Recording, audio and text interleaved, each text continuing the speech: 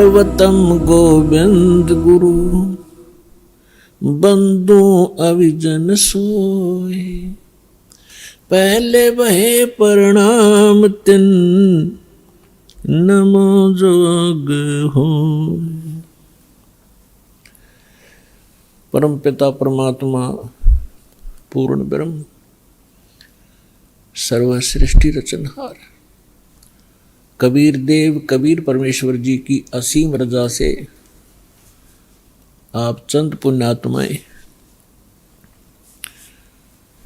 परमात्मा की महिमा सुनने के लिए उपस्थित हुए। जिन पुण्यात्माओं पर परमात्मा की विशेष रजा होती है, उन्हीं को इतना समय मिलता है, अन्यथा ये काल भगवान इस प्राणी को अपने जाल में ऐसे तरीके से फंसा चुका है कि इस जीव को मृत्यु तक ये आभास नहीं होता कि मैं कर क्या रहा हूं, मुझे करना क्या चाहिए था। जिस संपत्ति को मैं जोड़ रहा हूं, जिस परिवार को मैं अपना मान बैठा हूं, जिस स्थान को मैं अपना समझता हूं, इसमें मैं रहूंगा कितने दिन। फिर हमारा एक ऐसा समाज बना दिया, हम उस परंपरा को देखकर संतुष्ट हो जाते हैं कि ये सबके साथ ऐसा ही हो रहा है, मृत्यु हो जाती है, कभी भी मर जाते हैं, कोई बात नहीं, कोई बात नहीं, चलेगा, क्योंकि हमारे पास कोई विकल्प नहीं था। अब परमात्मा स्वयं आए, यथार्थ ज्ञान हमें बताया, तो हमारी कुछ आंखें खुली, क्योंकि ज्ञान से ही एक सतर्कता आती है, ज्ञान से ही रुचि बनती है, ज्ञान से ही दिशा बदलती है।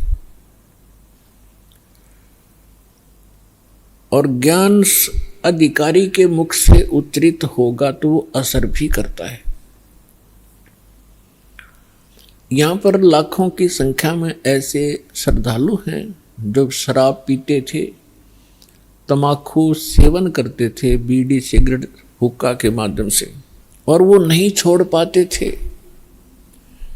ये शिक्षा माता पिता और भी सभ्य समाज के लोग कहा करते हैं कि भी शराब नहीं पीनी चाहिए, तमाकू नहीं पीना चाहिए, अच्छी बात नहीं, लेकिन वो खुद भी पी रहे होते हैं।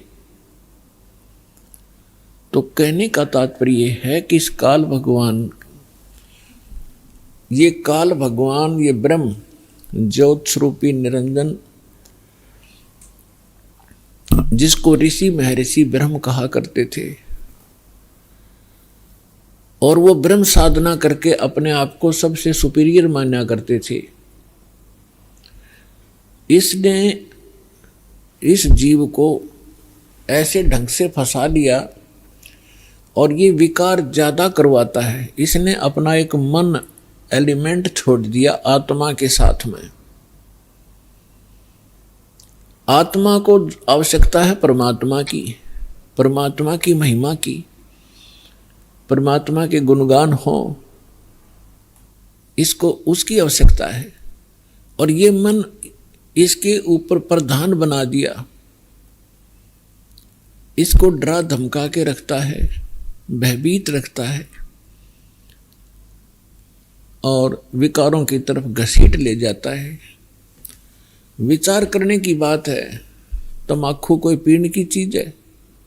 तमाकू इस शरीर को कार्बन डाइऑक्साइड की बजाय ऑक्सीजन की आवश्यकता है, और ये इसमें कार्बन डाइऑक्साइड इसमें प्रवेश करवाता है हुक्का बीड़ी सिगरेट के माध्यम से, और जिसके कारण आत्मा मलिन होती है, मन में विकार पैदा होते हैं, स्वभाव ठीक नहीं रहता। और स्वभाव ठीक नहीं रहेगा तो हम एक दूसरे के साथ छोटी सी बात पर भिड़ पड़ेंगे, लड़ पड़ेंगे, लट्ठम लट्ठा, तमोगुण बन जाते हैं। फिर शराब कोई पीने की चीज है? जिसको पी के बेसुद्ध हो जावा इंसान। और मांस कोई खाने की वस्तु है। अब हम कितनी स्पीड से इन बुराइयों को ग्रहण कर रहे हैं। तो काल ये चाहता है कि ये आत्मा परमात्मा की है और ये हमारे साथ प्रतिशोध ले रहा है। इस नालायक ने गलती खुद करी और फिर गलती हमने करी कि हम इसके साथ आ गए, इसके ऊपर आसक्त होकर के। इसने वहां ऐसी गलती करी जो ऐसे सच्चे लोक में अलाउड नहीं। एक युवा लड़की के ऊपर बदनीयत की और जिसका दंड इसको मिला कि वहां से निष्कासित किया गया। हम इसके साथ पहले ही चिपक चुके थे तो हम भी यहां फंस गए। तो इसने गलती स्वयं की और अक्षुब्ध भगवान से हो गया। हम उसके बच्चे परमात्मा के इसके साथ आ गए। इसने हमारी वो दुर्गति कर रखी है जिस समय आपकी या भांग उतर जाएगी या काल की भांग, जिसको तुम एक श्रेष्ठ काम समझ रहे हो, कोठी बनाना, बंगले बनाना, ब्याह शादी में बकवाद करना, गोटी लगाना, और ये ज्ञान जब आपके हृदय में समाएगा तो पता चलेगा आपको आप कैसा जीवन जी रहे हो। तो ये चाहता है कि जितने आप दुखी होगे परमात्मा उतना ही दुखी होता है। जिस माता पिता के बालक दुखी हो वो सुख से चैन से सो नहीं सकता, आहार भी नहीं कर सकता।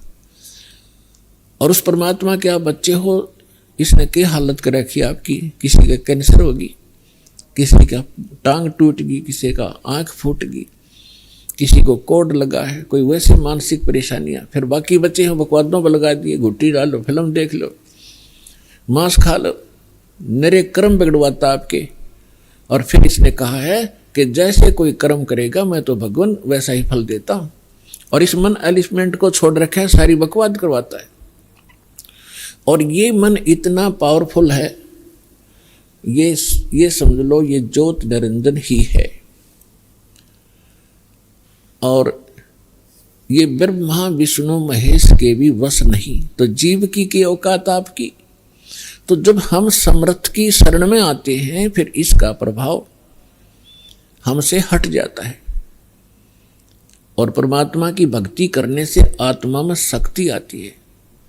और फिर इस मन की वो बेमतलब की बकवादों को आत्मा रिजेक्ट कर देती है दृढ़ता के साथ।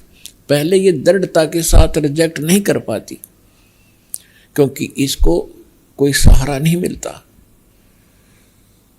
तो अब परमात्मा की भक्ति से आत्मा दृढ़ होती चली जाएगी, विकार छूटते चले जाएंगे और आपके अंदर एक विशेष विनम्रता और सद्भावना उत्पन्न होती चली जाएगी।